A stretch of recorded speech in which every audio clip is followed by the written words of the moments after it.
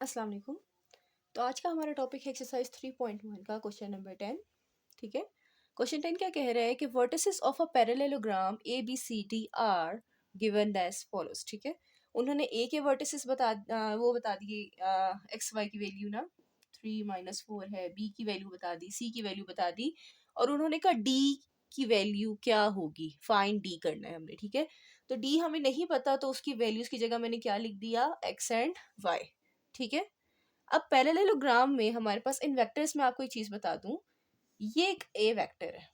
ठीक है।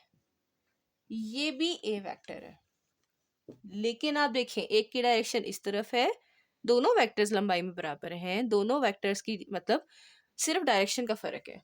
ठीक है।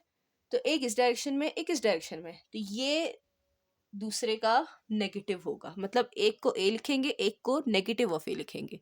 तो जब डायरेक्शन चेंज हो जाती है तो वेक्टर्स का साइन भी चेंज हो जाता है। लेकिन अगर कोई दो वेक्टर्स सेम डायरेक्शन में, सपोज करें ये इतनी ही लंबाई वाला मैं एक बी वेक्टर कह दूं, ठीक है, तो ये ए वेक्टर बी वेक्टर के इक्वल होगा अगर इसका मैग्नीट्यूड भी सेम है, डायरेक्शन भी सेम है। ठीक है। इसको कहते हैं, मैं आपको इक्वल वेक्टर्स में बता चुकी थी कि इनके दोनों के कंपोनेंट सेम होते हैं। सपोज करें अगर एक आई प्लस जे है या 2i+j है, तो दूसरा भी 2i+j ही होगा। लेकिन नेगेटिव ऑफ वेक्टर में क्या हो जाता है, अगर एक 2i+j है तो दूसरा नेगेटिव उसका क्या होगा, -2i-j होगा, उसमें डायरेक्शन चेंज हो जाती है। ठीक है। ये बात मैं आपको क्यों बता रही हूँ, क्योंकि आप देखें हम बनाने लगे फिगर। फिगर में आप गौर कीजिएगा, A B C D vectors आपको पॉइंट्स दिए हुए हैं एक पैरेललोग्राम शेप के। ठीक है। ये पैरेललोग्राम मैं ऐसे लिखती हूँ, लिखा ऐसे जाता है थोड़ा शॉर्ट फॉर्म में। तो ए बी सी डी है आपके पास पॉइंट्स।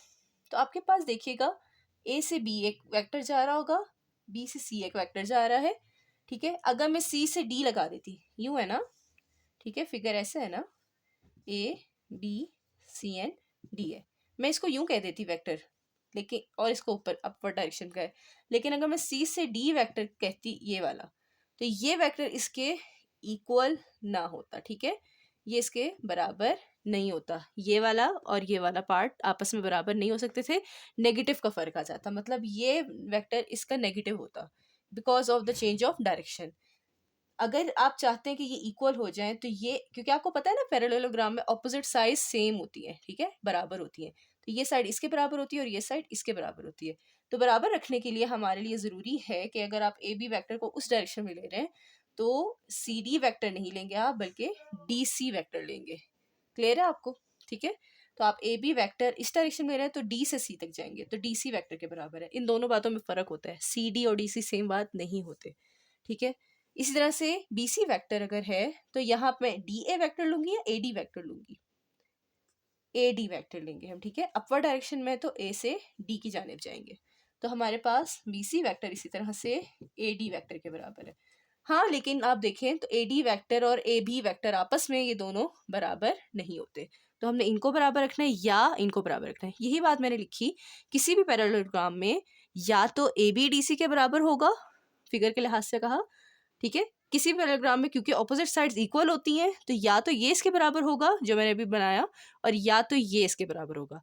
अच्छा, आप ये सवाल किसी भी इन दोनों में से किसी एक को लेके सॉल्व कर सकते हैं, तो आपकी मर्जी है। मैं फर्स्ट वाली कंडीशन ले रही हूँ, आप सेकंड वाली कंडीशन को लेके सॉल्व कर लें, बात एक ही है, हमें सिर्फ डी की वैल्यू चाहिए। क्लियर है बात?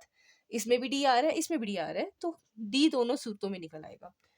तो हम स्टार्ट करते हैं। मैं फर्स्ट करती हूँ यूजिंग कंडीशन नंबर 1, यूजिंग मैं ले रही हूँ ए बी बराबर डी सी के। ठीक है। तो हमारे पास हमें फाइंड करना होगा सबसे पहले ए बी। ए बी निकालने के लिए आपको मैंने बताया था ओ बी माइनस ओ ए करते हैं। ठीक है।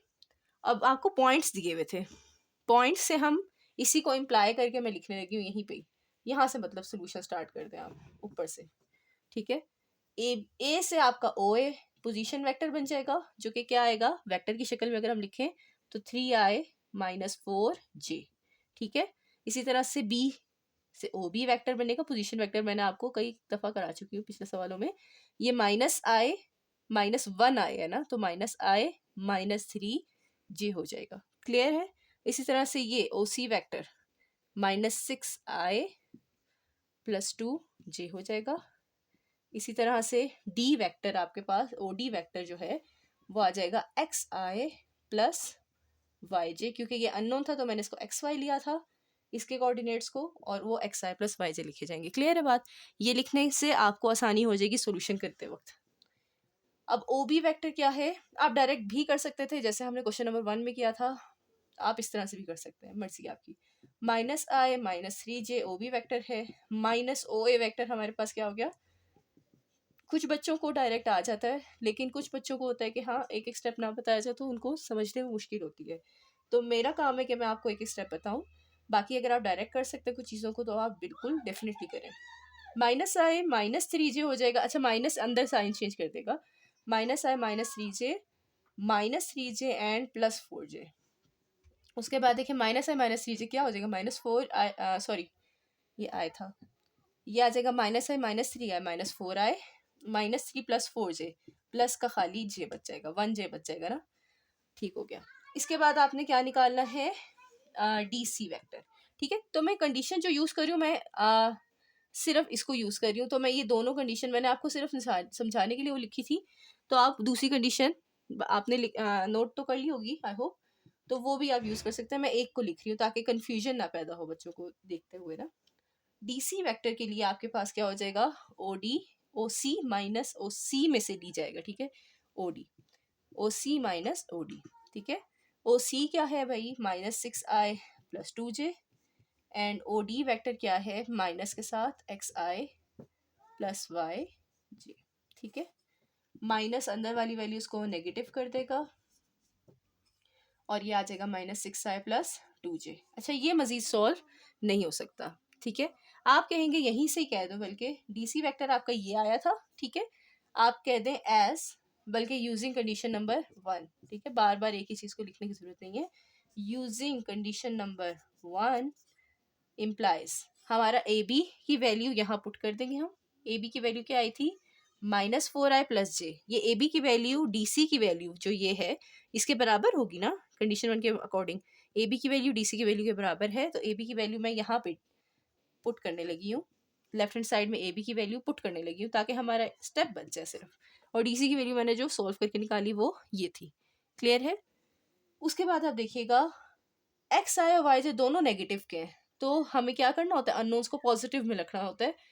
तो आप नेगेटिव से सॉल्व कर सकते हैं लेकिन कुछ बच्चों के लिए ये मुश्किल हो जाता है, तो हम इसको पॉजिटिव बनाते हैं। एक्स आई वाई जे दोनों को मैं उस साइड पे ले आऊंगी, ठीक है, एक्स आई इधर आके प्लस एक्स आई हो जाएगा, वाई जे माइनस का इधर आके प्लस का वाई जे हो जाएगा। क्लियर है बात? अब आपके पास यहाँ पे ये लोग नहीं हिले तो ये लोग एज इट इज रहेंगे, ठीक है, इन लोगों को हिलाया था ना हमने, ये उधर गए हैं, ठीक है, नेगेटिव के थे तो उधर जाके पॉजिटिव हो गए। अब ये वाले बंदे यहाँ पे थे पहले, लेकिन अब यहाँ पे एक्स और वाई ने जगह ले लिया, तो उनको मजबूरन उस साइड पे जाना है सॉल्व होने के लिए। तो -4i जब उस साइड पे आएगा तो प्लस का 4i, एंड प्लस का j हमारा उस साइड पे जाएगा तो माइनस का j। आई होप ये समझ आया होगा, बच्चों वाला काम है, आप लोगों के लेवल के लिए तो ये आसान है। ठीक है, Y J is equals to, last step है -6i प्लस 4j, -6 प्लस 4, -6 में प्लस 4 करें तो -2 आता है, I as it is, +2 minus जे, तो 2 में से 1 गया, 1 रह जाता है, 1j प्लस का j रह जाता है खाली। ठीक है, 1 लिखना ज़रूरी नहीं होता, लिखना चाहें तो लिख सकते हैं, ठीक है, बल्कि मैं लिख देती हूँ 1j। क्यों लिखा, कंपेयर करेंगे अब इनको, आपका ये आया, ठीक है, xi yj -2i plus 1j के बराबर है, तो आप खुद कंपेयर करके बताइए कि x की वैल्यू क्या होगी बच्चों। i के साथ वाली x की वैल्यू है, यहाँ i के साथ वाली कौन सी वैल्यू है, -2, ठीक है, तो हम कहेंगे कंपेयरिंग, कंपेयर करें अगर, ठीक है, विद रिस्पेक्ट टू, अगर हम i करें, i हैट करें या i यूनिट वेक्टर करें, तो i के लिहाज से अगर कंपेयर करें तो x i के साथ यहाँ लिखा हुआ है और i के साथ यहाँ क्या लिखा हुआ है, -2, तो x की वैल्यू क्या बन रही है, -2। एंड अगर हम विद रिस्पेक्ट टू j करें कंपेयर, तो j के साथ यहाँ क्या लिखा हुआ है, y, ठीक है, एंड लिख देते हैं y, और यहाँ पे j के साथ क्या लिखा हुआ है, 1, तो x की वैल्यू क्या बन रही है, -2, और y की वैल्यू क्या बन रही है, 1। इस तरीके से इन क्वेश्चन को सॉल्व करना है, उम्मीद है आपको समझ आ रही होगी। Let's move to the part number 2 of question number 10। Part 2 क्या कह रहे हैं कि हमारे बिल्कुल सेम है, वही पिछले वाले क्वेश्चन की तरह ही है। उन्होंने कहा है कि फाइंड एक्स वाई, स्टेटमेंट यहाँ से स्टार्ट हुई थी लेकिन मैंने पिछले वाली स्टेटमेंट चेंज नहीं की क्योंकि उसमें भी उन्होंने वर्टिसेस ही दिए हुए हैं। पिछले क्वेश्चन में क्या फ़र्क था, सिर्फ एक पॉइंट नहीं दिया हुआ था तो हमने उसको एक्स वाई लिया था, लेकिन इस क्वेश्चन में उन्होंने एक्स और वाई बीच में कहीं पे दिए हुए हैं, कोई कोई मिसिंग है। ठीक है, उन्होंने कहा एक्स और वाई फाइंड करें अगर आपका ए बी सी और डी जो वर्टिसेस है वो ये हो। अब आप देख सकते हैं इसमें एक एक्स मिसिंग है और ये वाई वाला मिसिंग है। ठीक है, ये नंबर्स हमने फाइंड करने हैं। ठीक है, तो हम स्टार्ट करते हैं क्वेश्चन सॉल्व करना है। क्वेश्चन बिल्कुल वही है, डायग्राम भी वही है, सब कुछ वही है। अब पिछले क्वेश्चन में मैंने ए बी डी सी के बराबर रखा था, इस क्वेश्चन में मैं आपकी आसानी के लिए, सिर्फ आपको समझाने के लिए बी सी और ए डी को आपस में बराबर रख लेते हैं। ठीक है, तो यूजिंग कंडीशन, ठीक है, कंडीशन हम लगा रहे हैं पैरेललोग्राम वाली कंडीशन के मुताबिक, जो वही वाले स्टेटमेंट लिखी थी आप वो स्टेटमेंट भी दोबारा लिख सकते हैं। In a parallelogram the opposite sides are equal. ठीक है, तो उसके मुताबिक हमारे पास क्या होगा, ए डी बराबर है ये वाली लाइन बी सी के बराबर है। ठीक हो गया, तो हमारे पास इसको इक्वेशन 1 कह लें, ये हम यूज़ करेंगे।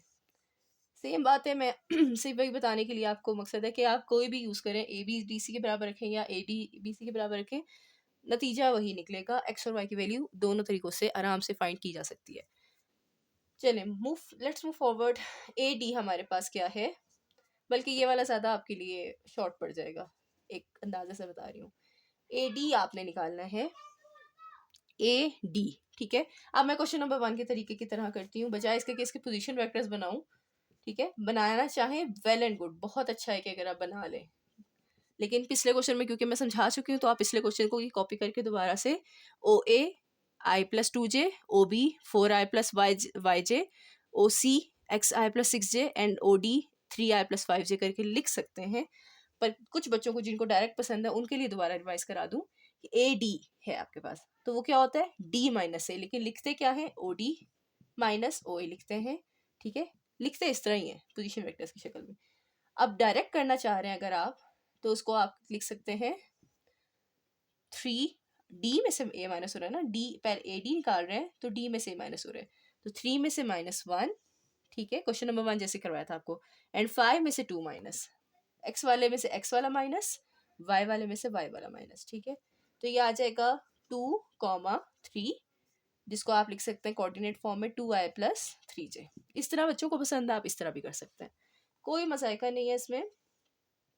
ठीक है, कोई हर्ज नहीं है, आप किसी भी तरीके से कर सकते हैं, लेकिन वो तरीका ठीक होना चाहिए। अब बी सी वैक्टर के लिए ओ C minus O B vector. ठीक है, मैं बी और सी के पॉइंट्स लिख देती हूँ डायरेक्ट करने के लिए, 4y सी, क्योंकि कुछ चीज़ों को मैं इसलिए भी डायरेक्ट करा रही हूँ कि आपको कुछ चीज़ों का हो सकता है एमसीक्यूज वगैरह में आ जाए, तो बजाय इसके कि आप एक एक स्टेप लिखते रहो, कुछ चीज़ों को डायरेक्ट करना आना चाहिए आप लोगों को। ठीक है, तो बी से सी तक जाना है हमने, तो उसमें सी से बी को माइनस कर रहे हैं, ओ सी में से ओ बी को माइनस कर रहे हैं। ठीक है, तो ये x माइनस 4 उलट करते हैं। ठीक है, x में से 4 गया, x कोऑर्डिनेट माइनस, एंड 6 में से y गया, 6 माइनस वाई। ठीक है, ये अभी मैंने ऑर्डर्ड फॉर्म में ही लिखा हुआ है, ब्रैकेट फॉर्म में लिखा हुआ है, बाद में इसको हम लिखेंगे x minus 4 brackets i hat plus 6 minus y brackets j hat.